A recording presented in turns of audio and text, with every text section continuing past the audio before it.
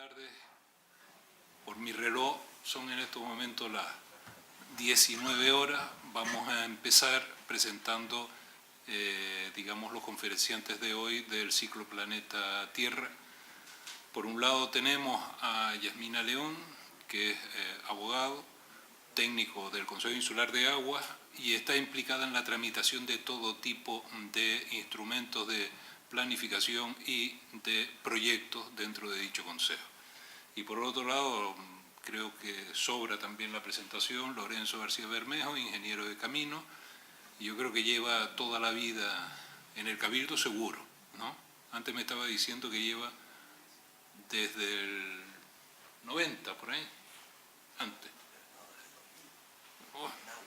En agua desde el 2000, pero antes sí estabas en el Cabildo en otro sitio, sí, ¿no? El antropozoico.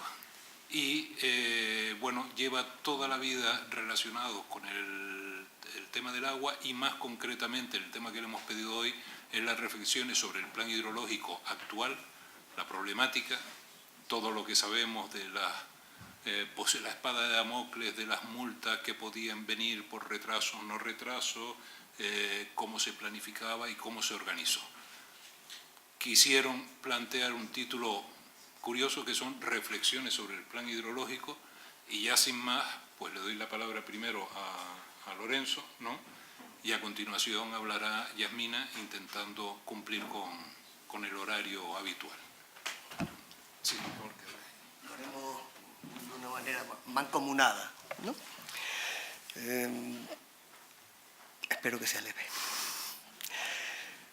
A ver, para atrás esto, un par de hitos sobre la planificación hidrológica de Tenerife, ¿no? Porque antes del 95 es que no había nada, simplemente el agua tradicional y una gran cultura, y había cero escrito, muchas leyes, pero no es lo mismo que el plan del 95-2009, que fue el primer plan hidrológico del país, con su memoria, documentación gráfica, que ya ascendió a 694 páginas.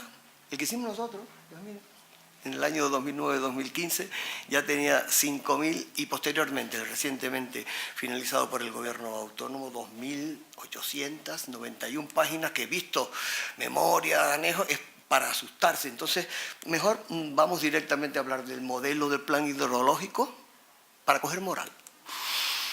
Los requerimientos operativos de un proceso planificador siempre acaban con que se requiere un modelo. Y un modelo, pues, lo que hace es relaciona conceptos con la realidad y lo que hace es intenta explicarla, mejorarla, gestionarla y proponer nuevas realidades siempre acogiendo las fortalezas de la planificación precedente.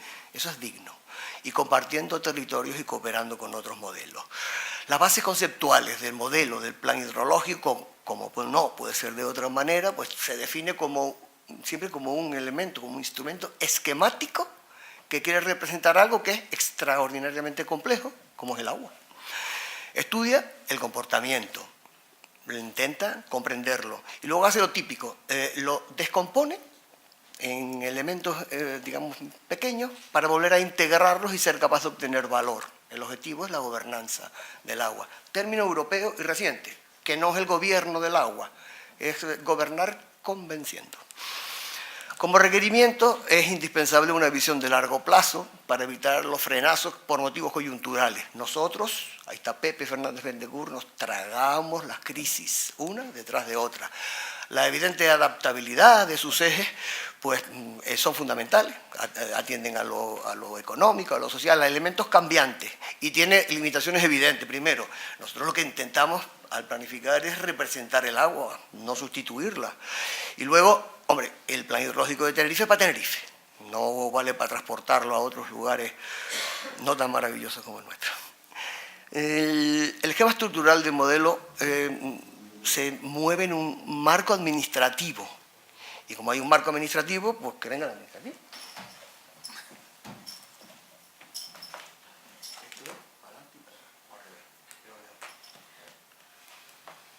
Vale. Buenas tardes.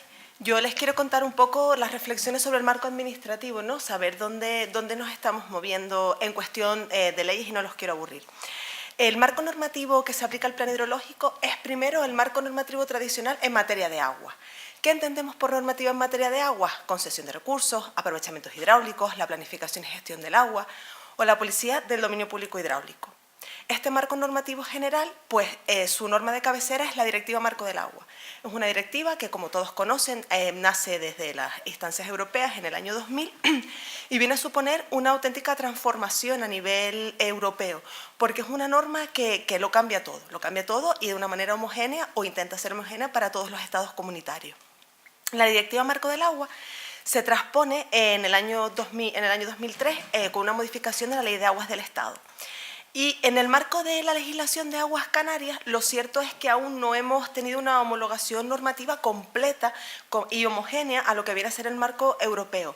La Ley de Aguas ha tenido dos modificaciones, una en el año 2010 y otra en el año 2014, pero han sido modificaciones puntuales, pues además por procedimientos sancionadores de la Unión Europea. Europa nos abrió procedimientos por infracción de la normativa comunitaria por una inadecuada transposición de la Directiva Marco y por eso surgieron esas dos modificaciones de la legislación de agua, pero no son estructurales, son simplemente coyunturales.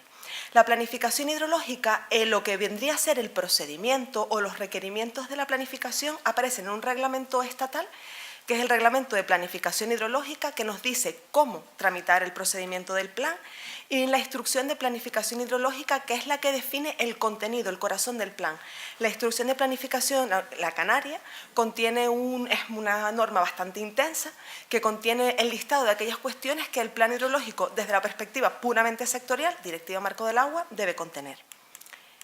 Pero claro, aquí tenemos la relación entre la legislación estatal y la legislación autonómica, que viene a suponer una aplicación directa de lo autonómico en todo lo que refiere a las competencias exclusivas de la comunidad autónoma, captación, alumbramiento, explotación, transformación, fabricación, etcétera, todo lo que tiene que ver con el recurso hidráulico, una aplicación directa de la legislación estatal en lo que vendrían a ser las cuestiones vinculadas al derecho civil, la definición del dominio público hidráulico y las cuestiones vinculadas a la servidumbre en materia de agua, la servidumbre forzosa.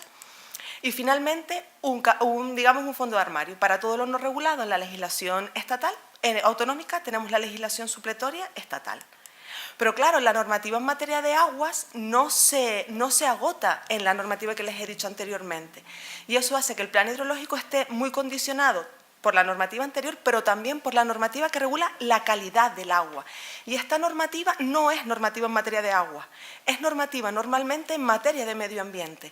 Esto lo que supone es que esta normativa se aplica de manera directa por encima, digamos, de la legislación autonómica. No es necesario ni siquiera una transposición o una inclusión dentro de nuestro sistema jurídico, porque la legislación básica del Estado de medio ambiente es patrimonio del Estado, y por tanto se aplica. Y aquí que tenemos el Real Decreto Ley 1195, las normas sobre tratamiento de aguas residuales urbanas, la norma sobre reutilización en 1620, la calidad de aguas de baño, los criterios y las normas de calidad de las aguas costeras y la norma sobre la contaminación producida por nitratos de origen agrario. Todos estos son los condicionantes legislativos que se aplican a la planificación hidrológica. Este marco normativo genera un corsé para el plan. Genera un corsé que supone la obligatoriedad de disponer de un plan hidrológico para cada demarcación hidrográfica. Un calendario de fechas para la aprobación y la revisión de los planes hidrológicos. El ámbito territorial del plan, que, como veremos, supera la cuenca y pasa a ser la demarcación, que es un concepto diferente. También tenemos el contenido del plan hidrológico, viene mandatado por la normativa anterior, el procedimiento para la formulación del plan y, por supuesto, la naturaleza jurídica y cuáles son los efectos que produce la aprobación del plan hidrológico. Canarias, como antes auspició Lorenzo, tuvimos un plan hidrológico en los años 90 que fue totalmente pionero a nivel español. Hoy por hoy, lo cual era una voluntad de la Ley de Aguas, nosotros ya teníamos un plan hidrológico de los 90 que nace de la Ley de Aguas. Otras comunidades autónomas u otros estados no tenían esa figura. La Directiva Marco del Agua establece el plan hidrológico a nivel, como les decía antes, totalmente europeo. Todos los estados miembros velarán por que se elabore un plan hidrológico de cuenca para cada demarcación hidrográfica situada en su territorio. Sí les digo que la naturaleza del plan a nivel europeo es distinto que para los españoles. Nosotros concebimos el plan hidrológico como una norma jurídica. Sin embargo, otros sistemas europeos, la mayoría de los sistemas europeos, configuran el plan como un centro que incluye toda la información en materia del agua como como un centro, pero no como una norma, no le da valor normativo en otros Estados miembros. La Ley de Aguas del Estado, que es la que incluye ese plan hidrológico, que ya no es el plan hidrológico canario, sino es el plan hidrológico que nace de la Directiva Marco, habla de unos objetivos distintos para el plan. Sus objetivos son el buen estado ecológico, químico y cuantitativo de todas las masas de agua, pero también de las zonas protegidas de la demarcación. Como ven, es una norma ambiciosa, una norma que persigue el buen estado no solo del agua, sino también de otros elementos que o están vinculados con el agua o dependen del agua. También pretende proteger las aguas costeras y reducir o suprimir gradualmente los vertidos y las emisiones y pérdidas de sustancias peligrosas y prioritarias. Con lo cual se produce un nuevo enfoque para la planificación hidrológica que supera el enfoque tradicional de satisfacción de la demanda y que incorpora un marcado enfoque ambiental, la protección del agua y de las especies vinculadas al agua. Y la unidad, que es lo que les voy a contar después, cambia de la cuenca a la demarcación. Claro, no solo tenemos la obligatoriedad de disponer de planes hidrológicos, que podría ser un elemento hasta cierto punto estático. La Directiva Marco configura el proceso de planificación como algo totalmente dinámico, agrupado en ciclos de 6 años. El primer ciclo, y además establece plazos para el momento en el cual los planes hidrológicos tienen que estar aprobados. El primer ciclo, 2009-2015, como verán en la diapositiva, aprobamos el primer plan en el año 2015, pues con un retraso notable respecto a lo que establecía la directiva, nos supuso un primer tirón de orejas por parte de la Comisión Europea. El segundo ciclo se ha aprobado recientemente, el decreto 168-2018 de 26 de noviembre, que fue publicado en el Boletín Oficial de Canarias de finales de año, que deroga y desplaza al anterior, y ya estamos en el tercer ciclo de planificación. Europa no permite que los ciclos haya tranquilidad entre uno y otro. Siempre hay un trabajo del ciclo de planificación que está en marcha. Siempre tienes que estar replanteándote o incluso viendo lo que estás haciendo, los resultados que se van produciendo de tus acciones y hacer un continuo seguimiento y además reportarle a Europa y contarle a Europa sobre lo que va pasando. Pues son el proceso de planificación. La demarcación. La cuenca es un elemento físico. Yo aquí hay mucha gente que entiende mucho más que esto. Yo les voy a contar de la cuestión administrativa. La demarcación hidrográfica es la zona terrestre y marina compuesta por una o varias cuencas hidrográficas vecinas y las aguas de transición subterráneas y costeras asociadas a dicha cuenca. Es un concepto notablemente administrativo y, por tanto, requiere una declaración formal. La modificación de la Ley de Aguas que se produce en el año 2014 tiene por objeto introducir un artículo 5 bis en la Ley de Aguas que lo que hace es delimitar y definir las demarcaciones hidrográficas. Hasta ese momento trabajábamos en la planificación con lo que entendíamos que era la demarcación porque estaba definida en trabajos preparatorios, pero no estaba formalmente creada. En el Estado español, para las cuencas intracomunitarias, hay un Real Decreto que es del año 2007 y, como les comentaba, para las aguas canarias pues tenemos una modificación de la Ley de Aguas, el artículo 5 bis. El contenido del plan. El contenido del plan es un contenido bastante detallado. Muchas veces acercarse al plan puede resultar, sobre todo la parte expositiva, a lo mejor un poco complicado o un poco científico, pero realmente incluye lo que mandata la directiva y la instrucción de planificación hidrológica que debe contener. Y tiene una primera parte descriptiva que pretende describir la demarcación, su clima, su orografía, su medio físico. También diagnosticar las actividades que se producen dentro de la demarcación, que son los usos, presiones y las incidencias antrópicas, las zonas protegidas, las redes de control y el seguimiento para el estado de las masas de agua, establecer un listado de objetivos medioambientales para las aguas superficiales, las subterráneas, las zonas protegidas, también definir los plazos en los cuales se van a conseguir tales objetivos, hablar de excepciones y prórrogas, un análisis o un resumen del análisis económico del uso del agua. Para Europa el principio de repercusión de costes es clave, está en la directiva y está en todos los documentos que vienen de la Comunidad Europea. Es importante que todos los costes del agua, incluyendo los costes ambientales, sean repercutidos y sean trasladados a las tarifas del agua. También hay que incluir un resumen de los programas de medidas, el inventario general de los heredamientos, las comunidades y las entidades de gestión del agua, las infraestructuras básicas para la ejecución del plan y finalmente la ley permite que el plan contenga cualquier otro contenido de carácter técnico o legal que pretenda una adecuada aplicación del plan hidrológico. Eso es para el primer plan, pero luego cada revisión debe contener además otras cosas. Y esas cosas son un resumen de los cambios o actualizaciones desde la publicación de la versión precedente del plan. Se llama el documento de cambios. Le cuentas a Europa exactamente qué has cambiado dentro de tu plan, qué has modificado entre un documento y otro documento. Evalúas los progresos en la consecución de los objetivos ambientales. Resumen de todas las medidas adicionales adoptadas, es decir, aquellas medidas que no estaban incluidas en el plan, pero que sin embargo fue necesario adoptar durante el proceso de vigencia del plan, pues para alcanzar los objetivos. Y finalmente, un resumen y explicación de las medidas previstas que no se han puesto en marcha. ¿Qué medidas habías planteado ejecutar y por qué y cuáles no has conseguido llevar a cabo? El procedimiento de aprobación del plan pues está resumido en los 3 hitos que lo componen. El primer documento que establece el proceso son los documentos iniciales.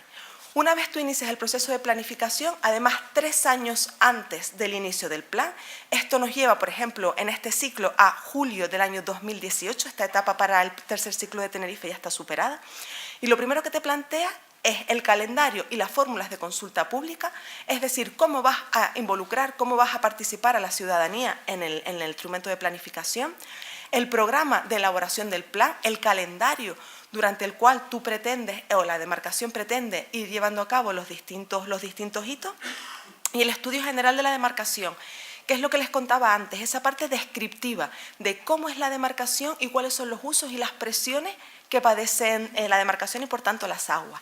6 meses de participación pública.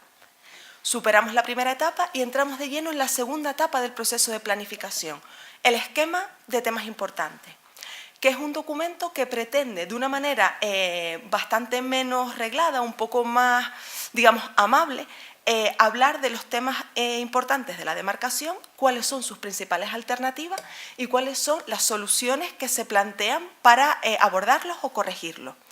Tiene que estar disponible 2 años antes del plan, lo cual nos lleva a julio del año 2019. También tiene que estar sometido a participación pública durante 6 meses y además aquí ya empezamos a hablar no solo de consulta pública, de una cuestión que se coloca en boletines o en páginas web, sino también de una participación activa, de una participación eficaz dentro de la planificación. Y con este documento ya iniciamos la otra gran pata de la planificación hidrológica, que es la evaluación ambiental estratégica. Con este documento se inicia este procedimiento de evaluación. Y finalmente, cuando ya hemos superado estas etapas previas, se inicia la tramitación del plan hidrológico propiamente dicho, que ya es el instrumento que se acaba viendo en web o que es el que se acaba consultando, ¿no? El documento de trabajo. Y tiene pues varios hitos, porque corresponde inicialmente formular el plan a los consejos insulares de agua. Y la participación pública del instrumento se lleva a cabo con la versión que aprueban los consejos. Una vez que se acaba esta primera fase, se somete a la aprobación provisional de los cabildos insulares. No olvidemos que los consejos están adscritos a efectos administrativos a los cabildos y, por tanto, el pleno del cabildo es al que le corresponde hacer la aprobación provisional del instrumento de planificación. ¿Y a quién le toca la aprobación definitiva? A la tercera pata de la Administración Hidráulica en Canarias, que es el Gobierno de Canarias. La Dirección General de Aguas promueve la última etapa de planificación y es el Consejo de Gobierno, el propio Gobierno de Canarias, el que termina la tramitación con la aprobación definitiva del plan. Todo ello acompasado con su tramitación ambiental, que requiere tener la declaración ambiental estratégica antes de aprobar definitivamente el plan. ¿Y cuál es la naturaleza jurídica del plan hidrológico? Había discusiones a este respecto y la Ley del Suelo de Canarias ha dicho que el plan hidrológico es un plan sectorial con impacto territorial. Por lo tanto, al ser sectorial, su contenido se define por la Ley de Aguas y la Instrucción de Planificación Hidrológica y su procedimiento por el Reglamento Estatal de Planificación Hidrológica. Como ven, requerimos una adaptación de la normativa estatal para tener un procedimiento propio, para adaptarlo a nuestras particularidades de tal modo que podamos tramitar el plan sin necesidad de tener que acudir a normas estatales que además tampoco se adaptan, sobre todo a lo que es la organización administrativa de Canarias y provocan pues algunos rozamientos en la tramitación del instrumento. Una vez aprobado el plan, tiene que insertarse en el sistema de planeamiento de Canarias, igual que conocemos los planes generales, los planes insulares, los planes o las directrices, esos instrumentos de planificación territorial, pues el plan hidrológico, cuando nace, se incorpora en la pirámide de planeamiento como un plan territorial especial. Y por tanto, prevalece absolutamente frente al planeamiento urbanístico, frente a los planes generales, y también se relaciona en situación de horizontalidad con otros instrumentos de planificación territorial que, bueno, en la medida en la que estos pues, hablen del recurso hidráulico o del dominio público hidráulico y de otros elementos también vinculados con la planificación. La Ley de Agua habla de que el plan hidrológico deberá estar coordinado con las demás planificaciones territoriales, especiales y sectoriales. Y esta coordinación se lleva a cabo a través de un informe que se regula en la normativa estatal y que es preceptivo, al igual que es preceptivo el informe de Costa o el informe del Ministerio de Defensa, el de la demarcación hidrográfica es igual de clave en la tramitación de cualquier otro instrumento, porque evidentemente todos los instrumentos de planificación en algún momento contactan con lo que es el contenido del plan hidrológico que les expuse anteriormente. Claro, ¿cuáles son los efectos de aprobación del plan? Ya lo hemos tramitado, ya lo hemos publicado, ya lo tenemos en vigor, sabemos cómo prevalece, cómo se incardina con otros instrumentos. Pues sus efectos, en primer lugar, es la declaración de utilidad pública de todas las actuaciones contenidas en el programa de medidas. Esto viabiliza la realización de expropiaciones o la imposición de servidumbre forzosa para la materialización de las infraestructuras hidráulicas que aparecen definidas en el instrumento. Bueno, estos son una imagen del programa de medidas que tenemos ahora mismo en el plan del segundo ciclo. También supone la obligatoriedad del cumplimiento de sus disposiciones normativas, tanto por las administraciones como los particulares.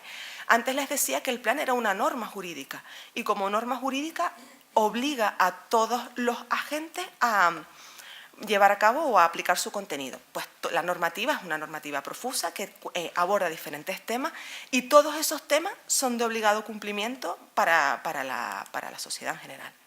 350 artículos.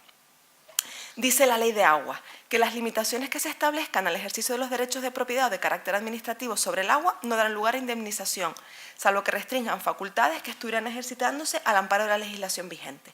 Bueno, esto implica que tendría la posibilidad de establecer algunas limitaciones a los aprovechamientos anteriores.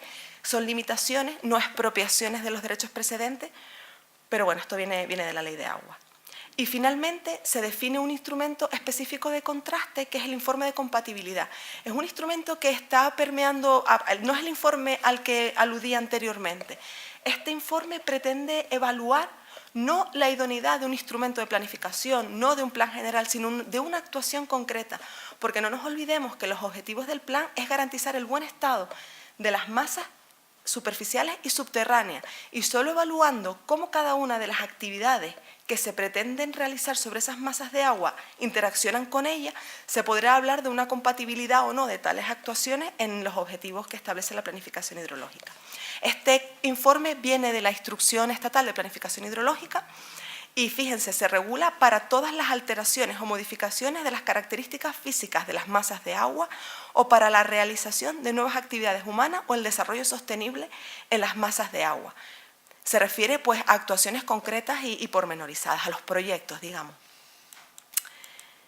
Y por último, el plan hidrológico, yo les he dicho que es un plan sectorial. Bueno, para nosotros el plan hidrológico no es solo un plan sectorial, es un plan sectorial, pero su impacto territorial es tan intenso que realmente hace difícil clasificarlo de una manera binaria en una o en otra categoría, porque en realidad es un poco de las dos cosas.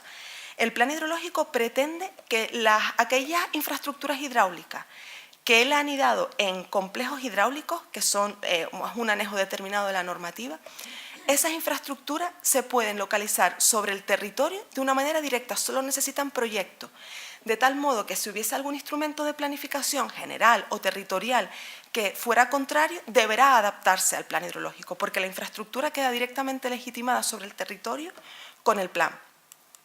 Igualmente, se habla de lo que es la vinculación funcional a los sistemas territoriales de infraestructuras hidráulicas. ¿Esto qué quiere decir? El plan no pretendió establecer la localización concreta y pormenorizada del total de las medidas o de las actuaciones que proponía, pero sí pretendía establecer una vocación funcional, digamos, una manera de ordenar los sistemas, y por los sistemas nos referimos al agua salobre desalinizada, al agua de mar, a la regeneración, al suministro, al abasto, hacer, digamos, prehacer el trabajo al planificador, sobre todo al planificador general, que es al que le corresponde establecer y observar detenidamente el municipio o el ámbito que estudia para concretar las infraestructuras, pero ya viene precondicionado por la vinculación funcional que establecen los sistemas del plan hidrológico. Esto se establece pues, en el artículo 30 de la normativa. Y yo ya con esto termino las reflexiones de índole administrativo.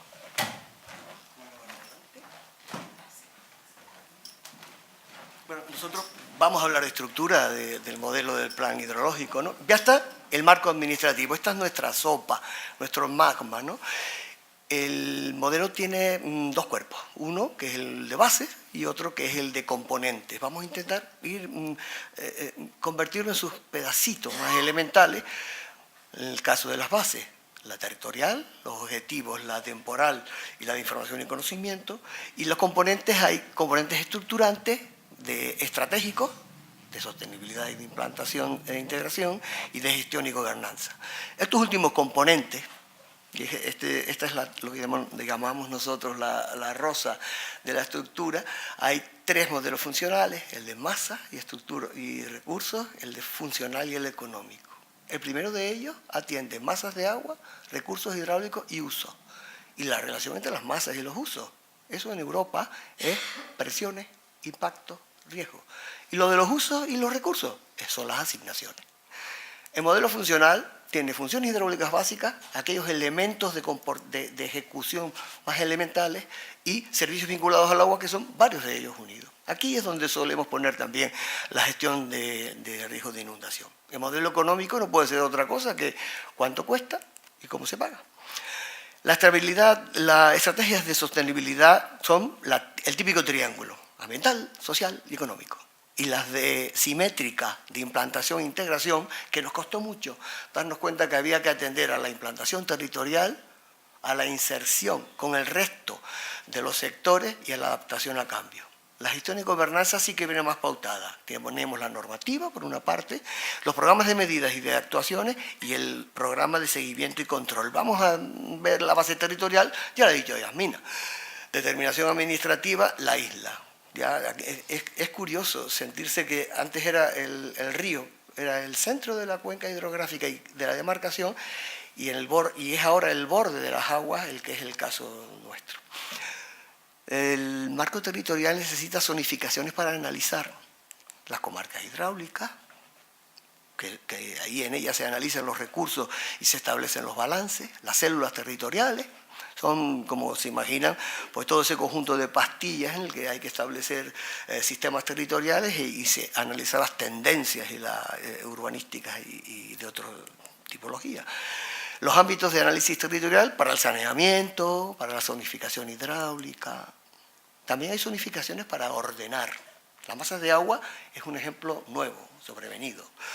¿Qué son las masas de agua? Porque hemos hablado, pues esto lo dice Europa, dice, una masa de agua es un cuerpo de agua diferenciado y significativo a efectos de la directiva Marco. Este es el caso de la subterránea y estas son las superficiales costeras naturales y las muy modificadas. En nuestro caso, Puerto de Santa Cruz, Puerto de Granadilla. La zonificación hidrográfica, no voy a entrar en ello, pues son divisiones para drenar, y las hidrogeológicas son las pastillas en que se refería, en que se pixela el territorio desde la perspectiva hidrogeológica. Para intervenir, hay ámbitos de implantación de infraestructura, como vimos antes, tanto los recintos. Es interesante el tema, o importante para nosotros, el tema de los recintos territoriales para anidar infraestructura, que son los complejos y demás, porque en ellos hay una economía importante a escala tanto de gestión como de ocupación de un suelo que no tenemos. Análogamente la implantación de los sistemas territoriales como el suministro de agua, desalada, etc. Los objetivos no pueden ser otros que, reiteramos, buen estado, protección del dominio público, tanto de las aguas superficiales y subterráneas, atender a la satisfacción de las demandas. Esto nos costó mucho al principio, porque Europa estaba como muy vinculado con calidad, por supuesto. Y además es algo de lo que estamos totalmente convencidos, pero recursos y satisfacción de demandas también. Todo eso pues armonizado y equilibrado.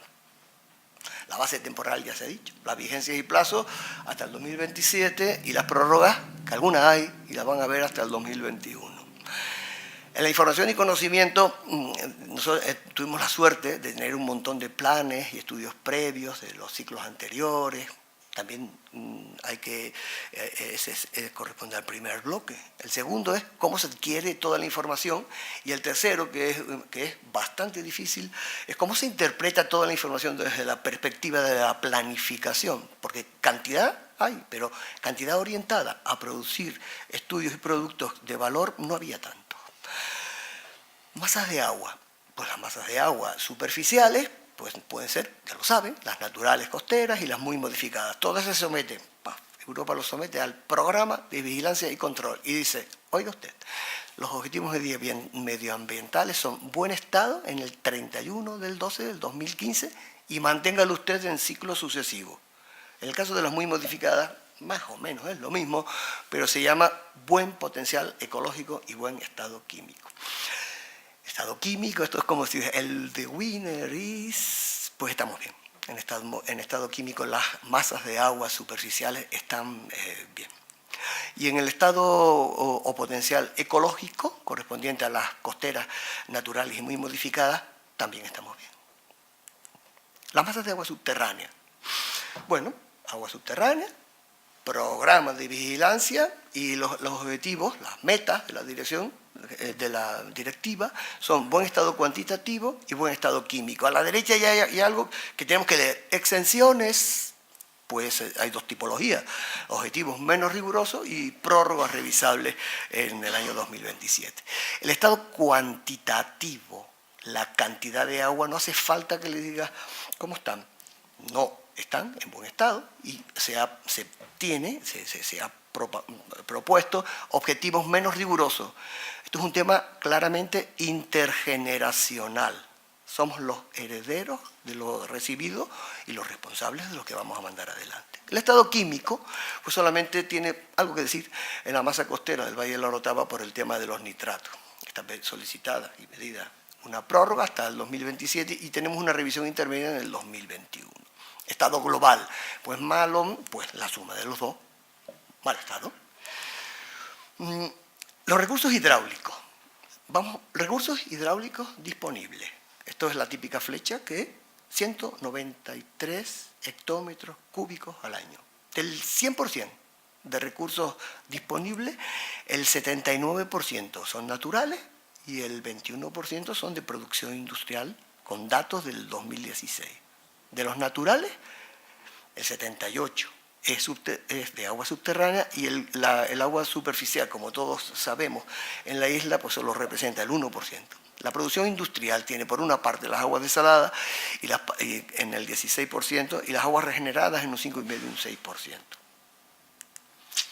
La evolución, evidentemente, es que aumenta la producción industrial y disminuye la cantidad de recursos, básicamente no por un desplome, pero sí por un ajuste de lo que es la agricultura, básicamente. Balance hídrico superficial. Si miran la pantalla, en la parte de arriba, en la línea horizontal de lado a lado tienen la precipitación global, 937 hectómetros cúbicos al año. Y sorprende, mirando hacia arriba, que 89 de esos hectómetros cúbicos sean de precipitación del agua de niebla, la gran desconocida hasta hace muy poco tiempo. De esa totalidad, pues la evapotranspiración se lleva el 554, se infiltran 362, el flujo de salida a mar por cauces es 19 hectómetros cúbicos, los embalses que, digamos, gestiona o reserva, 1,3, y esa variación de las reservas es lo que se suele llamar el agua verde, que es el agua de las raíces y demás, pues entre que entran, salgan, después, cero. Bueno, el balance hídrico subterráneo, lo más que llama la atención de fotograma es lo rojo, cosa que ya todos sabíamos.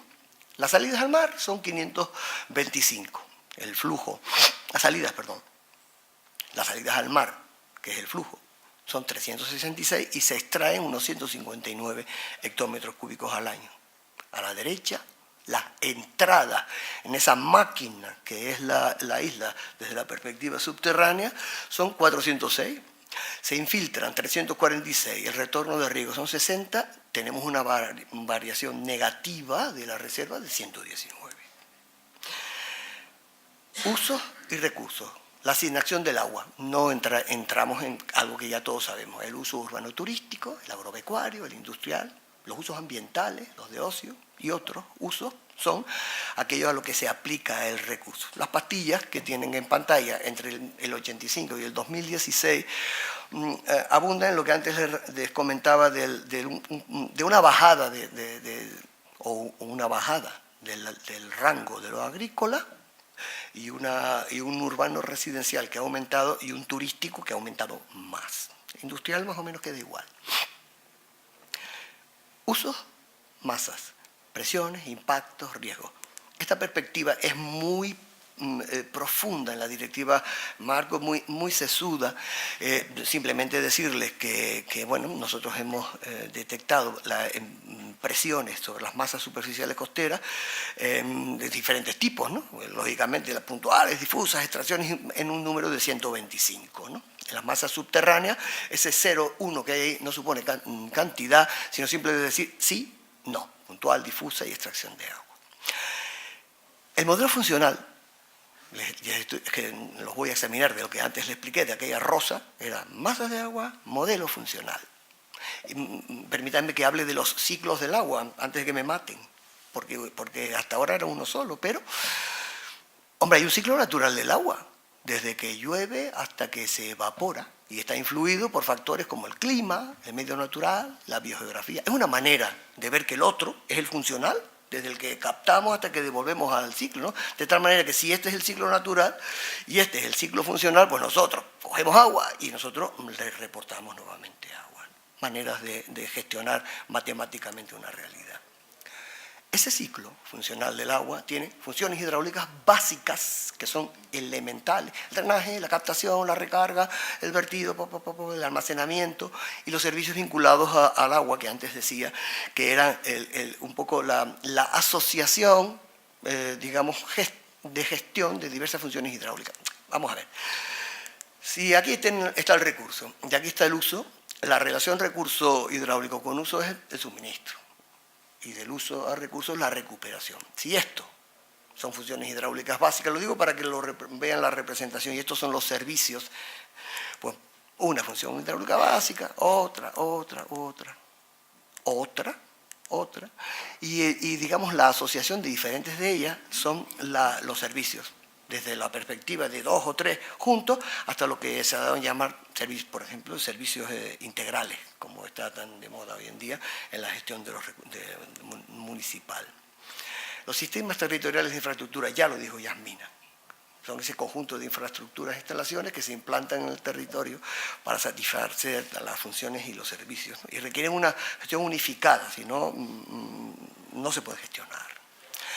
El modelo económico, bueno, el objetivo básico es el equilibrio. Esto era una cosita que hacía así antes, que se lo quité porque me daba vergüenza, donde los costes, por una parte, en clave de inversiones, gasto corriente y externalidades, se tienen que compensar con unos ingresos, como préstamos y subvenciones, ingresos corrientes y otros, ¿no? Los objetivos operativos, evidentemente, bueno, hay algunos que ha incorporado Europa ahora nuevamente, que es el famoso quien contamina paga, evidentemente, la transparencia y la participación pública, la estabilidad presupuestaria y financiera y la sostenibilidad financiera. Bueno, esto es las fórmulas de asignación económica.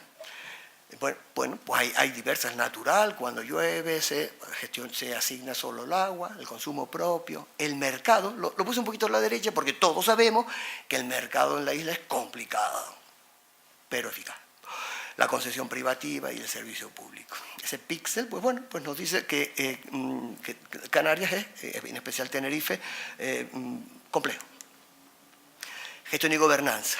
La normativa, ya lo dijimos, títulos, capítulos, secciones, artículos y toda esa estructura con títulos como disposiciones en materia de información, nuevo, que antes no lo había, recarga artificial, nuevo, que antes no lo derivábamos, transporte, almacenamiento, El programa de medidas tiene un monto de 209 medidas y una cantidad cifrada en 923 millones de euros. Y nos quedamos pensando. Esto es el pensamiento eclesiástico que uno hace antes de intentar hablar un poquito del futuro y del el plan hidrológico del tercer ciclo. Simplemente estamos hablando de un par de ejes de... Un par, no, que son tres, son como 6 ejes de reflexión, que son todos estos. La responsabilidad intergeneracional. Esto es lo que estamos pensando ahora, es una manera de hablar en la que ustedes hablarán también. Responsabilidad intergeneracional de la autoridad hidráulica, es que poner un título a esto, bueno, la responsabilidad intergeneracional. Los objetivos estratégicos, ya medio lo adelantaba antes, es preservar la calidad de las masas de agua y disponer los recursos suficientes para las generaciones que vienen después de nosotros, porque ya nosotros lo hemos pasado mal. Y sustentar que el límite del desarrollo insular lo determine la voluntad de los habitantes de Tenerife y la legislación vigente en todos los términos, sanitaria, ambiental, etc. De la autoridad portuaria a la comunidad de agua. Esto es lo que está especialmente imbuido el Cabildo, ¿no? Como objetivo estratégico es muy sencillo, es sustituir el liderazgo de imposición por el liderazgo de convicción y de esta manera incorporar nuevos agentes a lo que ya podemos denominar comunidad del agua. O sea, no quiere decir que se pierda el liderazgo, sino que se coloque en sus justos términos. Esto es una cuestión ya más para arquitectos, de los que tenemos unos cuantos aquí, que es de las intervenciones duras a los parques del ciclo del agua, en los objetivos estratégicos. Queremos pasar y estamos trabajando en eso, de una visión mecánica que se basa en infraestructura, más clásica, a visiones orgánicas basadas en servicios abiertos. También en actuaciones inconexas sobre la línea de agua, como reina de todo lo que hay que hacer en una infraestructura, y bueno, pues aumentarla, llevarla más allá hacia actuaciones que se integren para facilitar el conocimiento del agua, y bueno, pues que pasar del concepto, casi vuelvo a decir un poco lo mismo, pero del conglomerado de infraestructuras e instalaciones, y llegar a los hábitats para el ciudadano y el agua. Hombre, ya estamos... Bueno, para eso se necesita más suelo, objetivos operativos, se necesita más suelo, lo que llamamos un buffer, ¿no? Entre una infraestructura dura y un territorio, pues se necesita suavidad, un aterrizaje lento. También privilegiar que los edificios de tratamiento y de los procesos sean más dignos de los que, digamos, antes eran, y que haya ergonomía en las operaciones. Y en lo que se pueda, controlar olores, ruidos, impactos, y en lo que se pueda, llevarlos a umbrales urbanos. Esto es el Centro de Tratamiento del Agua de Connecticut, pero bueno, es una manera de ser, de estar y de pensar. Nosotros tenemos, digamos,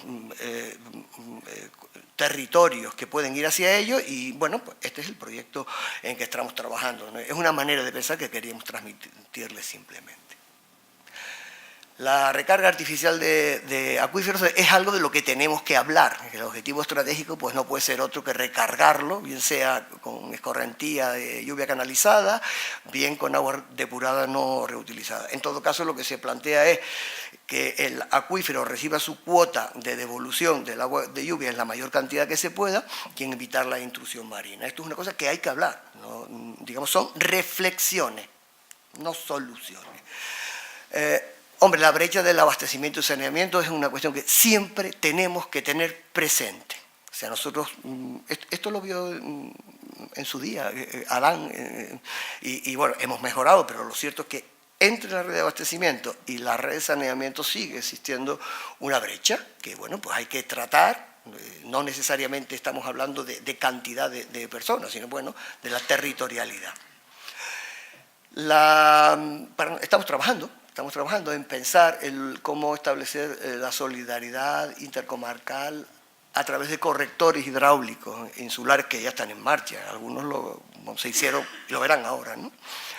Se trata de ampliar las zonas de servicio territorial de los nodos que producen agua y superando las limitaciones del transporte. La isla es un gran motor de transporte tradicional, que son los canales, que traen agua Las tipologías pueden ser corredores de agua de mar desalada, depurada, regeneradas o mixtos. Estamos en esto. Y la verdad es que la gente lo está entendiendo. Los compañeros de carretera, que siempre nos ponemos al lado y le metemos tubería, nos entienden. Y nos entiende porque, claro, cuando tenemos... Esas son las desaladoras que hay ahora mismo, y estos son pues los transportes que existen ahora mismo. Claro, esto nos genera unas coronas limitadas de influencia, no están pegadas entre sí, o sea, difícilmente pueden ayudarse. Consecuentemente, si nos vienen nuevas desaladoras, y pues parece que los corredores son de sentido común, que no cabrán. Esto genera, porque todo este ámbito rosado puede ayudarse uno a otro y ayudar al territorio que está en medio. Yo no lo voy a ver, pero ustedes seguramente sí que van a ver eso, que es el anillo. Bueno, los corredores de agua depurada, regenerada, digamos, esto es parte de la cultura de esta isla, cuando no había cultura similar en todo el territorio español. Las depuradoras, estas son las que hay, y esto está ya hecho.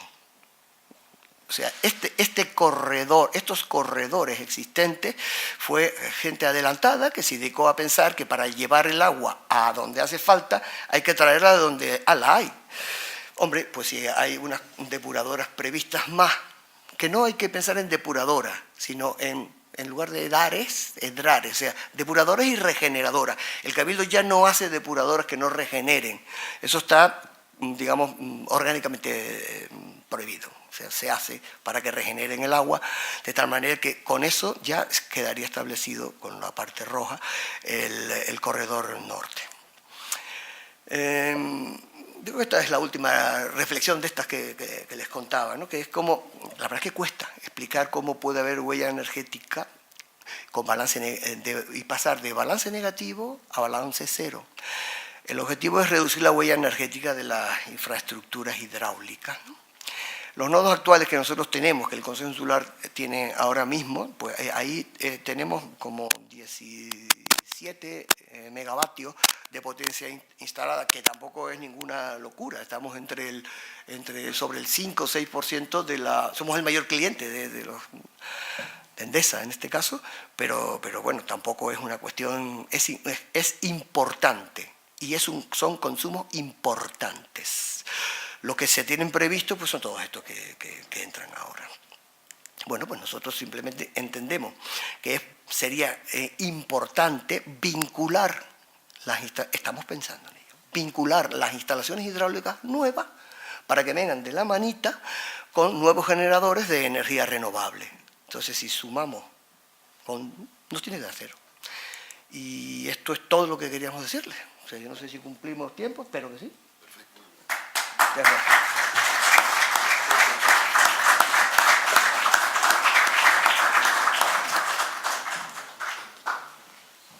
Como es tradición en esta casa, se abre un turno de preguntas. Moisés, por favor. Hola, saludo a la audiencia. En primer lugar, me gustaría felicitar de forma efusiva a la compañera por su preparación y a modo de sugerencia, demasiado rápido para poder captar el mensaje. Mi primera pregunta es si podría definir con más tranquilidad y calma la diferencia que hay entre cuenca y demarcación. Y la segunda, hablaste de sanciones de la Comisión Europea. Me gustaría saber si las sanciones son pecuniarias, administrativas o ambas. Y cómo se pagan, claro. Por lo que respecta a la diferencia entre cuenca y demarcación, sería meterme en una cosa que la verdad que no me compete, porque yo por mi formación no sería capaz de explicarle lo que es una cuenca. Sí que le puedo decir que la demarcación es un concepto, como les comentaba, de carácter administrativo, porque claro, nosotros pensamos en la isla de Tenerife o en las Islas Canarias y es muy fácil ver las aguas costeras asociadas o las aguas subterráneas asociadas. Pero si pensamos en el territorio europeo continental, los límites, pues tanto entre las masas de agua superficiales como entre las masas de agua subterráneas, pues son evidentemente más difusos. Quizás los ríos o los territorios sea más fácil de determinar, pero hay otras unidades de agua que no lo son tanto. Y de ahí es a lo que yo quería poner el énfasis en la cuestión administrativa y en la necesidad de establecer, pues de una manera casi que convencional, donde termina una demarcación y donde comienza la otra, y que no siempre tiene que ver pues con cuestiones tan físicas como sería la cuestión de la cuenca. Por lo que respecta a la segunda de tus inquietudes, en el caso de la planificación hidrológica, todos los procedimientos sancionadores que ha iniciado la Comisión Europea han terminado de una manera coloquial con un tirón de orejas. Ha sido una declaración formal en algunas ocasiones del Tribunal de Justicia de la Unión Europea de un incumplimiento por parte del Reino de España de las obligaciones impuestas por la normativa comunitaria. Por ejemplo, pues para el tema de los planes hidrológicos del primer ciclo, pues el aprobarlo fuera del calendario establecido por la directiva supuso eso, una declaración de incumplimiento. También fue así, por ejemplo, el tema de la normativa, de la transposición, se quedó simplemente en un procedimiento administrativo, no llegó al Tribunal de Justicia porque España contramaniobró y la comunidad autónoma dictó las normativas que le venía exigiendo Europa, y quedó simplemente en una cuestión más con la Comisión que con el Tribunal de Justicia, y en ningún caso ha supuesto una multa pecuniaria. No ha habido ningún tipo de sanción económica, ni en forma de multa coercitiva, ni de ningún tipo. Gracias, Yasmina. Sí. Hola, buenas tardes. Yo quería preguntarle cifras, números acerca del agua en la isla de Tenerife. Del agua que consumimos urbano, vamos a decir, usted ha explicado que parte del agua se regenera. Estamos con los EDRAR, precisamente, las aguas depuradas y regeneradas. Cifras un poco que se asienten para que nos hagamos una idea de cuánta agua de la que usamos se está regenerando y reutilizando para la agricultura, para los campos de golf. Cuánta agua que consume la agricultura viene de la regenerada y cuánta viene de los depósitos primarios. Cuánta agua se está recogiendo en redes de alcantarillado en todos los municipios de la isla y cuánta se está soltando al mar sin pasar por plantas de depuración, para que tengamos una idea más o menos de dónde estamos con números. Muchas gracias.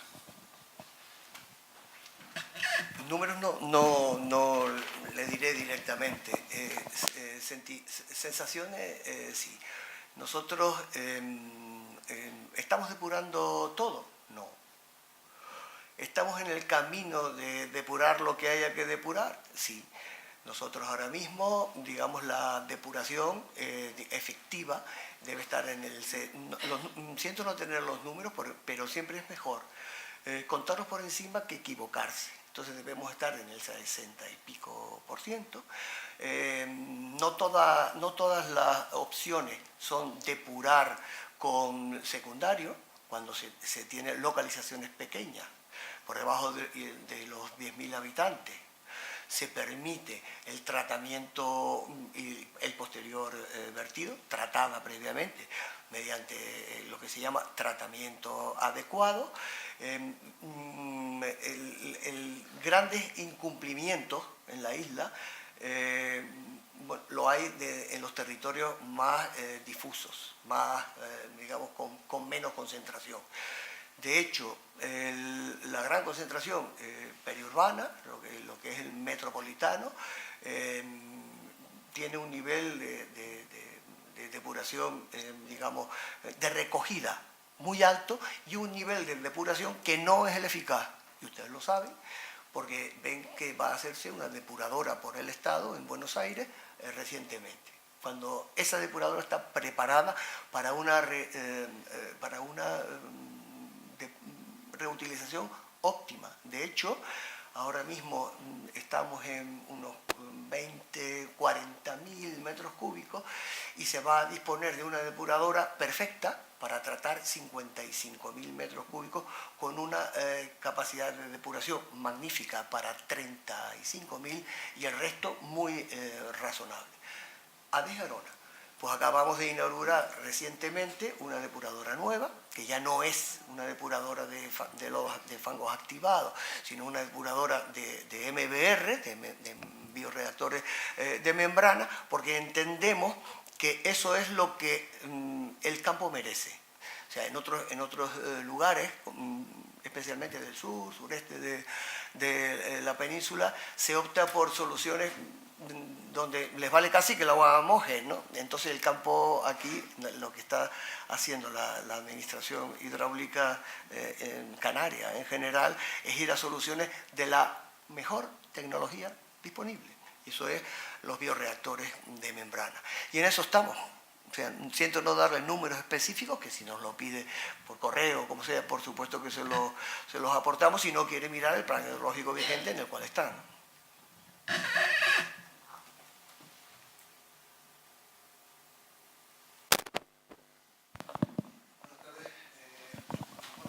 Primero, han dicho que no tiene sanciones, que solo son rollos administrativos. Yo quisiera hacer una pregunta. O sea, en el plan del 2015 hasta el 2016, o sea, no se aprobó hasta el 2015. Este se ha aprobado en el 2018, o sea, ya en mitad del plan. O sea, ¿estamos cumpliendo los plazos para el 2021, para este que va a venir ahora, o volveremos otra vez a tener esos problemas? Y luego, no hay sanciones. He oído en la prensa el tema del Valle de Weimar. Hablan de 900.000 euros y 800.000 cada 6 meses si no se hace antes de que sea eso. También se habla de incumplimiento en torno a las inundaciones. Entonces, bueno, a ver si puedes explicar ese tema. Luego, por otro lado, también he visto los datos de infiltración y evaporación. Ahí, dentro de unos datos había unos 554 de evaporación y unos 300 y pico de infiltración. Es decir, que están valorando la evaporación en esta isla muy superiormente a la infiltración. Hablas de datos de 2016.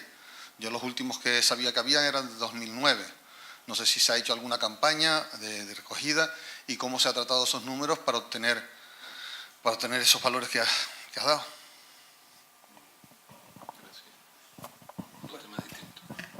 Los números salen del balance, no creo que tengamos errores en ello.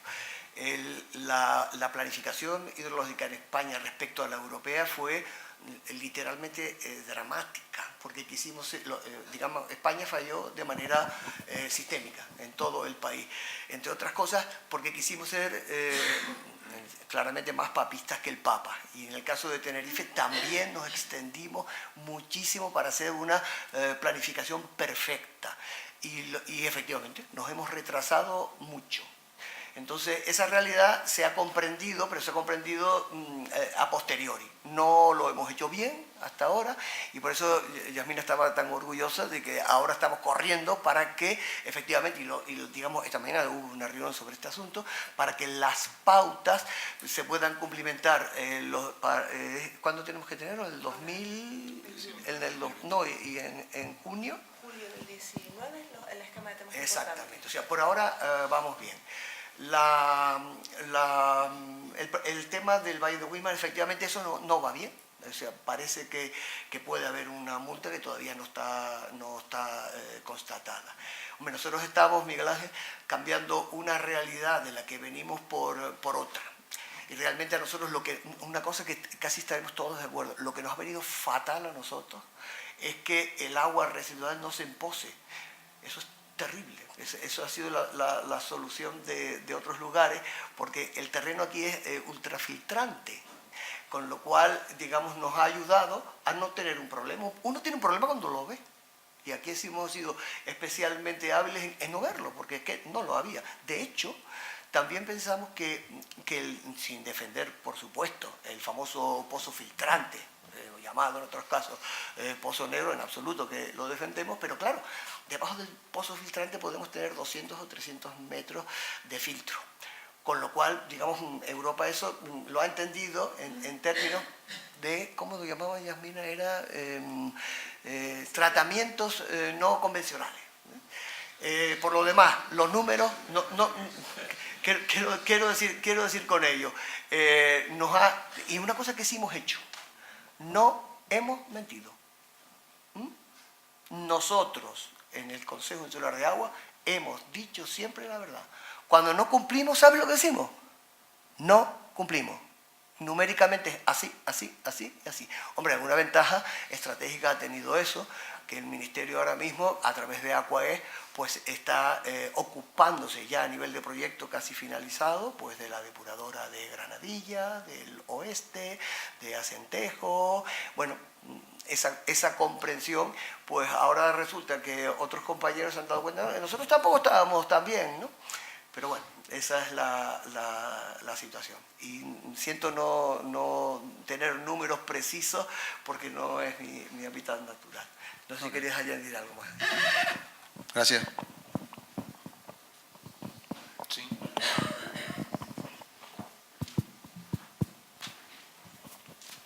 Bueno, a mí me gustaría saber cuáles son los principales lugares de captación de lluvia horizontal o de relieve o de las nubes. Y la segunda pregunta es, ¿qué facilidades tiene la ciudadanía para acceder a la Comisión Europea?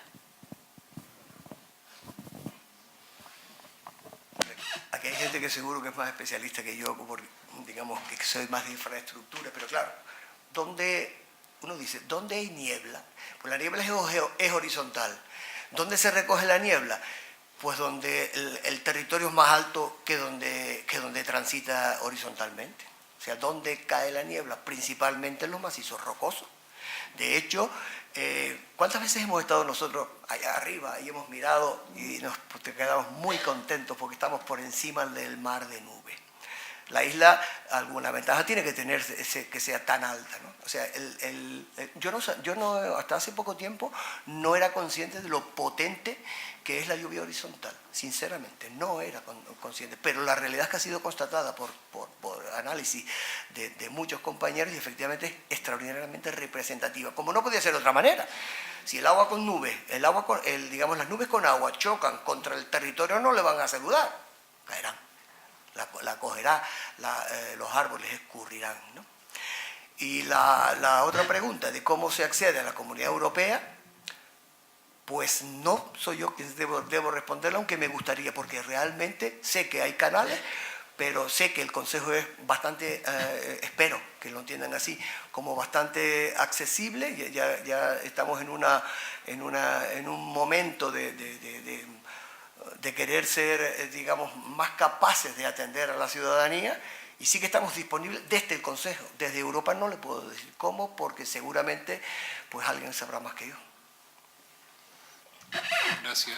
Perdón un segundo, voy a intentar tomar ya llevamos una hora hablando.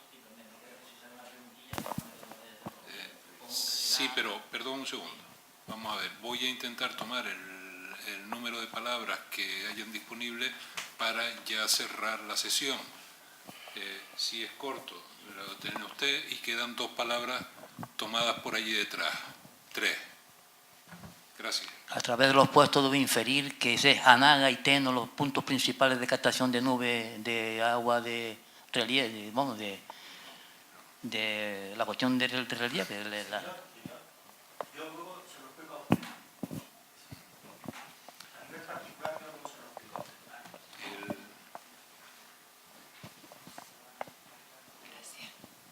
Buenas tardes. Primero, felicitar a la Real Sociedad Económica de Amigos del País por sacar un tema tan fascinante y en parte también tan inquietante, ¿no? Que nos tiene un poco preocupados por el tema de qué es lo que está pasando con las aguas esas que se infiltran, que al final el terreno es tan poroso, como decía don Lorenzo, que acaban llegando al mar, que no se sabe exactamente cuáles son las repercusiones y demás, pero vamos, creo que es un momento muy adecuado porque se están tomando decisiones y creo que es bueno valorar todas las posibilidades. Yo tenía 2 preguntas concretas. Una, en los 2 diagramas que pusieron de cómo había ido evolucionando los consumos y en donde se veía que en uno había un consumo importante en agricultura, luego residencia y luego turismo, y cómo en el siguiente diagrama se veía cómo se había reducido el consumo de agricultura. Se supone que a lo mejor eso está implicando mayor dependencia exterior de la agricultura y cómo habían subido residencial y turístico. Yo no sé si hay una gestión transversal para analizar un poco esos gráficos y ver de qué manera se podrían no solamente asimilarlos a ver qué hacemos, sino también moderarlos, ¿no? Y la segunda pregunta, en el tema energético. Estaba viendo que los diagramas en general están cargando mucho en cómo mover el agua perimetralmente, que para eso hace falta bastante energía, perimetralmente en la costa de la isla. Y sin embargo no he oído nada de las posibilidades de aprovechar, igual que para la niebla se aprovecha el relieve, para la depuración natural también se puede aprovechar el relieve, y no he oído posibilidades de aprovechar en determinados núcleos, por ejemplo, los más pequeños, esa posibilidad interesante de aprovechar el relieve para la depuración, como ya se han visto casos en los que con éxito se ve que funciona el sistema, ¿no? Y da la impresión de que si ya están diciendo que son uno de los mejores clientes de Endesa, pues a lo mejor el siguiente modelo que están proponiendo se va a multiplicar el consumo energético. Entonces, bueno, quería solamente saber un poco este tema, ¿cómo lo ven? El primero se refería a la agricultura. La mayor parte de las subvenciones europeas van hacia la agricultura en el sentido del ahorro de agua. O sea, la agricultura ha hecho un enorme esfuerzo en el sentido de modernizarse, y todo lo que sea ahorrar agua tiene subvenciones, y hay muchísimas subvenciones orientadas a esa eficacia. Evidentemente, ahora mismo se aprovecha muchísimo más el agua que se va a la agricultura que antes. ¿Qué significa eso? Bueno, pues significa que se gasta menos agua en agricultura, aunque sin duda pues también ha habido retracciones, digamos, zonales, de que en ciertas zonas ha ido hacia atrás la agricultura y en otras ha ido hacia adelante. Vayan a Guía Isora, por ejemplo, y véanlo. Y sobre todo que se ha optimizado el uso del agua. Nosotros, en la relación de sensibilidades o de ejes de reflexión, ya los he cansado a todos ustedes. Imagínense que se les hubiéramos puesto todas las cosas que nosotros hablamos allí. Claro, hablamos de depuración natural. Nosotros, ya saben cuál es la idea nuestra, son depuraciones extensivas, digamos, de consumo cero o de bajo consumo o de energía, que nosotros las vemos en circunstancias, digamos, reducidas, en poblaciones reducidas. Porque estamos absolutamente convencidos de que tiene unos límites de comportamiento vinculados al suelo que necesita, a la estadía que... Bueno, no vamos a entrar ahora en discusiones de ese tipo, pero sí son convicciones. O sea, nosotros creemos en ese modelo, sí. ¿Creemos que el modelo de depuración extensiva o natural tiene límites? También. Creemos que debemos gestionar un producto con toda la calidad para el campo, de tal manera que el producto hoy, mañana y pasado sea exactamente el mismo, sin duda. Si llueve, que sea el mismo. Si se atora, si el suelo se compacta, que sea el mismo. Para eso utilizamos este tipo de tecnología. Ese es nuestro pensamiento y nuestra reflexión, y le damos importancia a lo que usted ha dicho. Son cosas importantes sus opiniones, efectivamente. A ver. Buenas tardes. Ya Araceli hizo una de las preguntas que yo quería hacer, seré un poquito más breve. Vamos a ver, yo sé que el marco jurídico es el que es, pero, y como se ha pasado muy rápido la charla, yo sí que no he oído, no he captado, al menos yo no me llegó, o sea, ¿se piensa adaptar el plan insular, el plan hidrológico insular, a los objetivos de desarrollo sostenible de Naciones Unidas? Que ya sé que no obliga legalmente, porque habitualmente se queda en los mensajes de los políticos. Pues todos apuestan por atajar el cambio climático, etcétera, etcétera, pero eso no se traduce en el desarrollo normativo. La pregunta es, a la mesa, ¿se piensa trabajar en esa línea de forma fehaciente?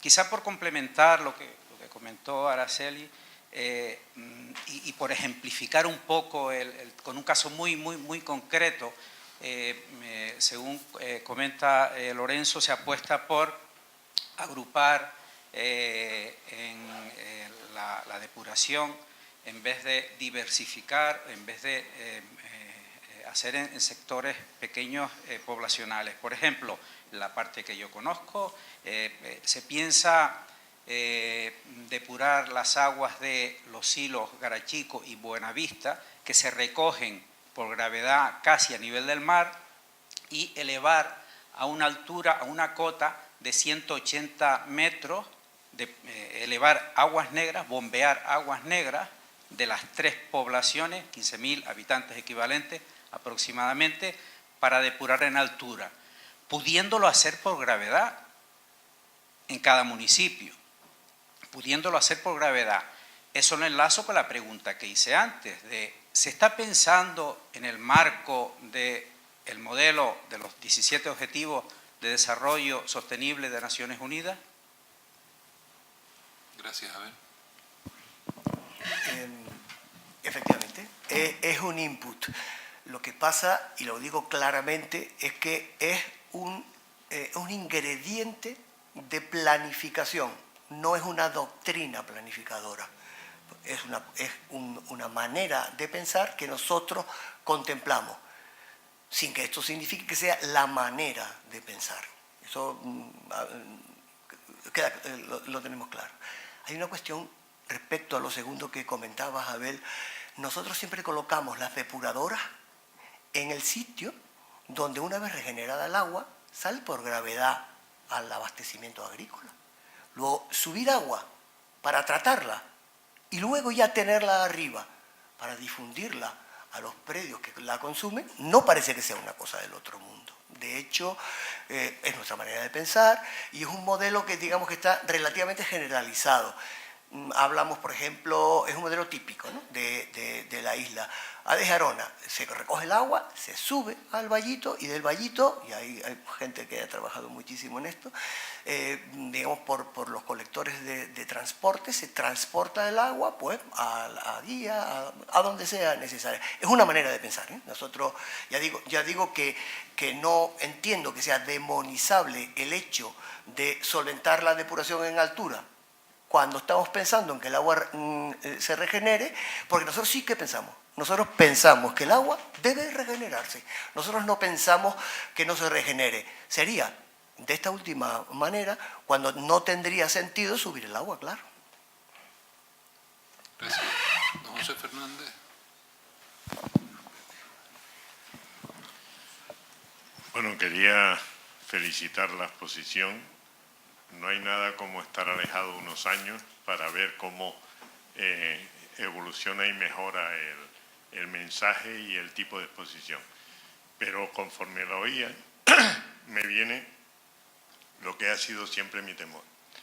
Hemos estado casi arrastrados o impulsados por las directivas europeas, por la forma de pensar de la Unión Europea, y cada vez entiendo que hay una distancia mayor con el conocimiento que tiene nuestra población y lograr que esto se pueda entender y asimilar correctamente.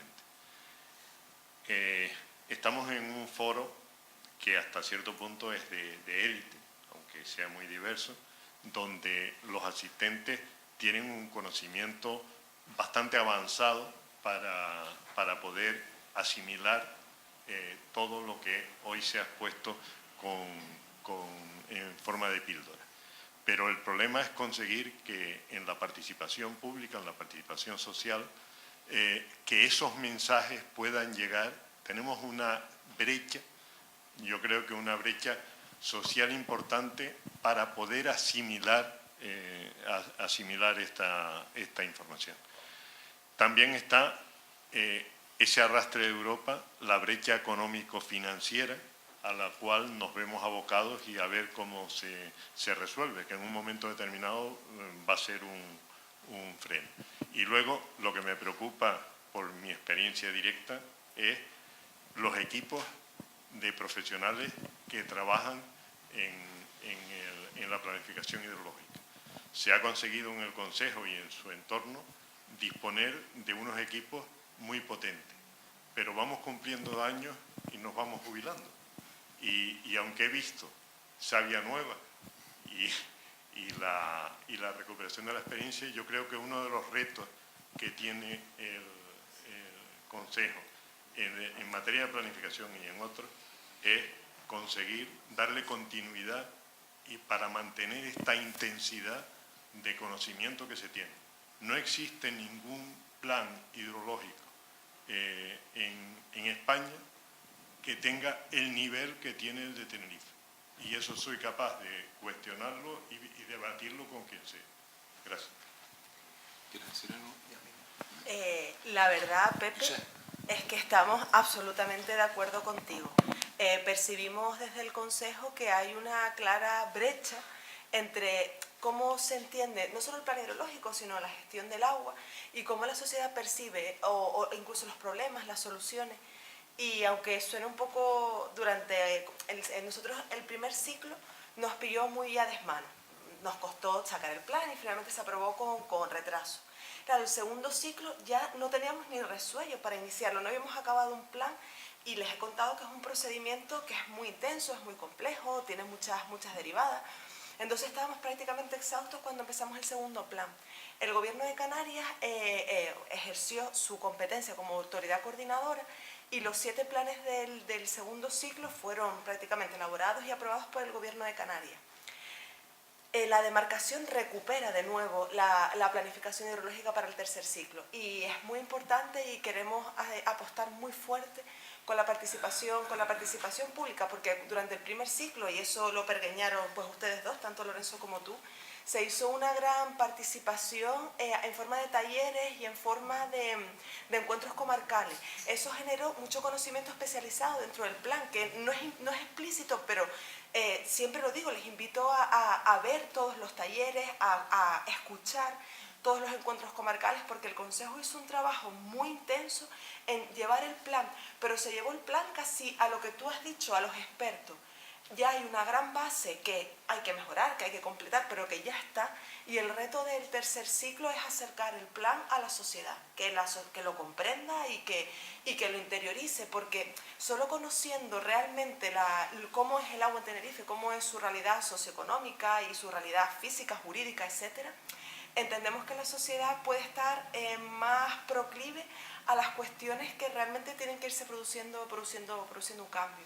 Y vamos a apostar por la participación en el tercer ciclo. Y el equipo se está renovando, ¿eh? No, yo estoy aquí como una, pero somos muchos y el conocimiento para nosotros es muy importante. En el Consejo siempre lo decimos, el trabajo de planificación, por mucho que se cuente con un equipo redactor, no es externalizable. O sea, el conocimiento del plan se tiene que quedar dentro de lo que es la administración para que luego la gobernanza del plan realmente sea buena y sea eficaz. Gracias. Marisa.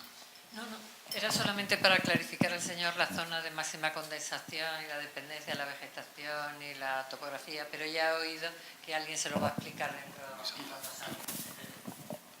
Sí, yo quería darle las gracias a los conferenciantes, porque además estoy seguro que han hecho un gran esfuerzo para adaptarse al tiempo que seguramente los organizadores le pidieron.